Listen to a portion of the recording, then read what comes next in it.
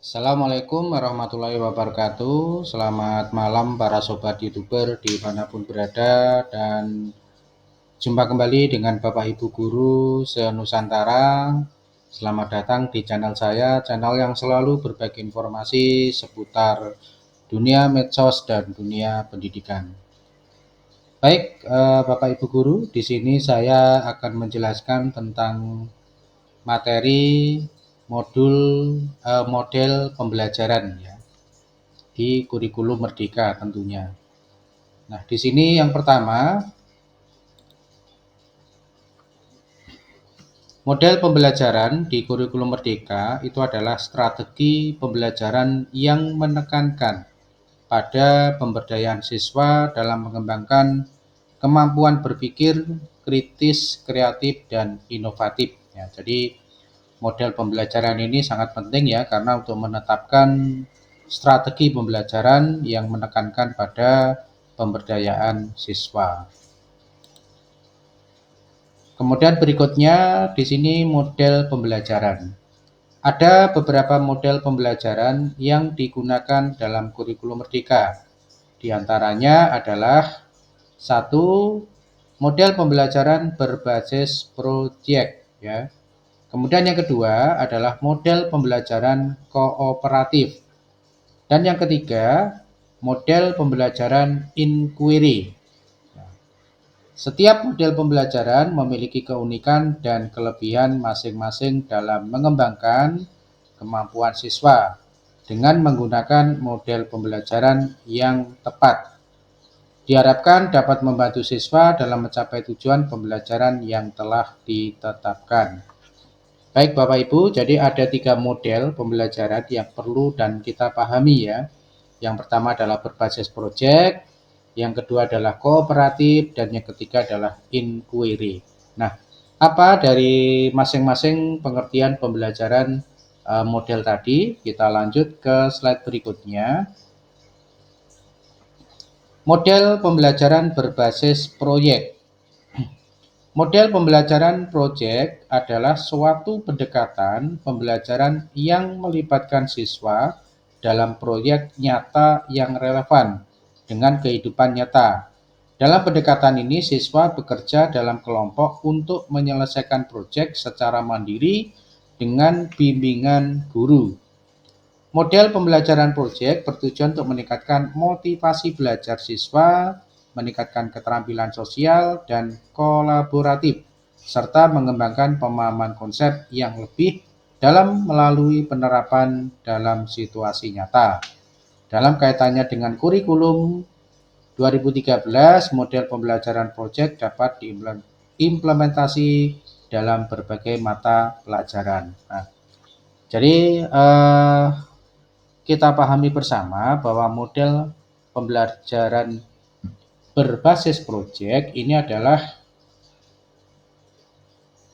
pendekatan yang mana siswa bekerja dalam kelompok untuk menyelesaikan proyek secara mandiri dengan bimbingan guru ya. Jadi ini adalah melibatkan siswa dalam satu proyek yang nyata, sesuai dengan kehidupan yang nyata juga ya tentunya. Ini adalah yang disebut dengan berbasis proyek. Kemudian berikutnya adalah kooperatif ya. Apa yang dimaksud dengan pembelajaran kooperatif? Salah satu pendekatan pembelajaran yang memfasilitasi interaksi dan kerjasama antara siswa dalam belajar. Melalui model ini, siswa diajak untuk saling membantu dan mendukung satu sama lain dalam mencapai tujuan pembelajaran. Nah, model pembelajaran kooperatif biasanya melibatkan pembagian tugas, diskusi kelompok, dan presentasi hasil kerja kelompok. Yang mana tujuan dari model pembelajaran ini adalah untuk meningkatkan partisipasi siswa dalam pembelajaran, mengembangkan keterampilan sosial, dan meningkatkan pemahaman dan hasil belajar siswa. Nah, kooperatif Bapak Ibu ya, jadi kooperatif itu artinya memfasilitasi kepada siswa agar bisa berinteraksi dan kerjasama antar siswa dalam belajar ya. Jadi ini model yang kedua dari model pembelajaran yang ada di kurikulum Merdeka.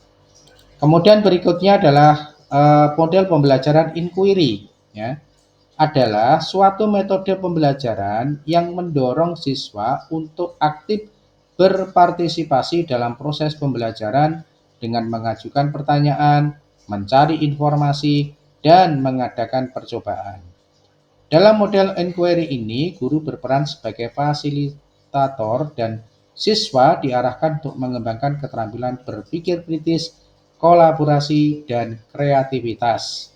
Model inquiry juga ini dapat membantu siswa untuk lebih memahami materi pelajaran dengan cara yang lebih mendalam dan berarti. Nah, ini model yang ketiga Bapak Ibu ya. Jadi sangat ditekankan pada siswa untuk kreatif ya, mencari informasi sendiri, mengajukan pertanyaan, dan berperan guru itu berperan sebagai fasilitator. Sehingga kita hanya mengarahkan pada siswa agar siswa bisa berpikir kritis, kolaborasi, dan kreativitas. Nah, ini pembelajaran inquiry. Kemudian berikutnya, tujuan menetapkan model pembelajaran. Nah, apa sih tujuan kita untuk menetapkan model pembelajaran? Yaitu meningkatkan efektivitas dan efisien proses pembelajaran.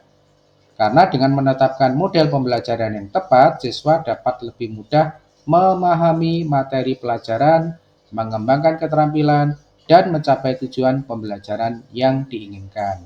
Selain itu, model pembelajaran yang tepat dapat membantu guru dalam mengelola kelas dan memberikan pengajaran yang lebih struktur dan terarah.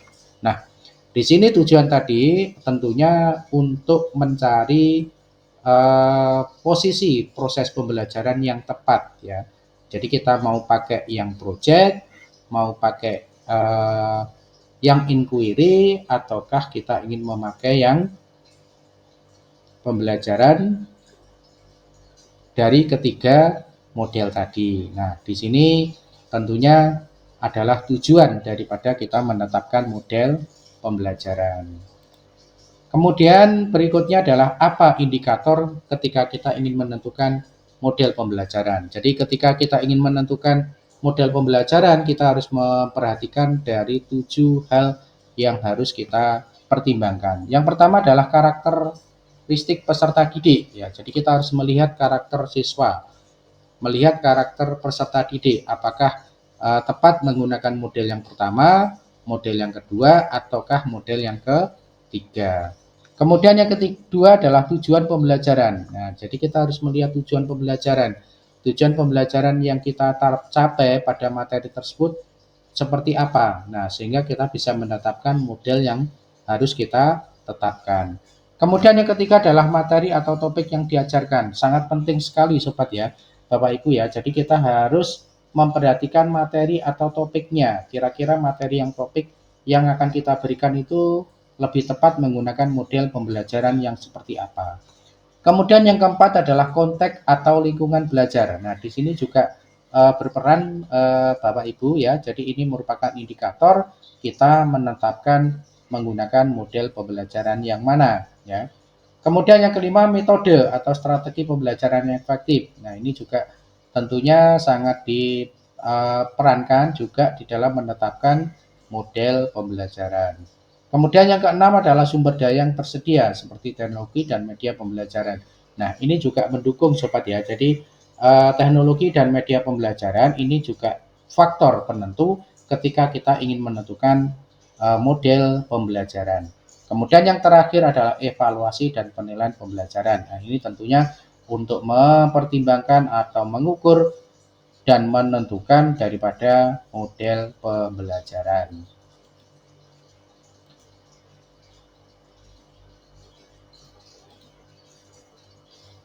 Kesimpulan dari materi pembelajaran ini atau model ini adalah berbagai pendekatan yang dapat digunakan dalam proses pembelajaran. Beberapa pendekatan tersebut antara lain pembelajaran berbasis proyek, kooperatif, atau inquiry. Nah, jadi Bapak Ibu, kesimpulannya ketika kita mempelajari materi ini, kita harus bisa menentukan proses atau model pembelajaran yang akan kita tetapkan. Apakah menggunakan proyek, apakah menggunakan kooperatif, ataukah menggunakan inquiry ya. Ini kesimpulan dari materi pada presentasi pada saat ini.